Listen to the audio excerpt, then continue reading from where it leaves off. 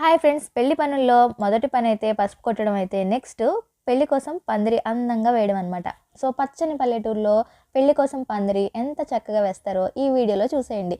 దీనికోసం అయితే చక్కగా ఈ విధంగా వాసం కర్రలు అయితే కట్టేశారు. పందిరి వేయడానికి మాత్రం మా బాబాయ్ వాళ్ళని, తాతని అందరినీ పిలిచి చక్కగా అయితే వేశారనమాట. పందిరి కోసం అయితే అప్పుడే చెట్టు నుంచి కోసుకొచ్చిన కొబ్బరి మట్టలు, అలాగే 4-5 రోజుల ముందే కొట్టి పెట్టుకున్న తాటాకుల్ని మడదొక్కి ఆ ఆకులతో అయితే పందిరి వేసామన్నమాట. సో ఇంకా మా బాబాయ్ అయితే టీపా ఎక్కేసి కట్టిన కర్రల మీద తాటాకుల్ని పరిచేసి చక్కగా పెట్టేశారు.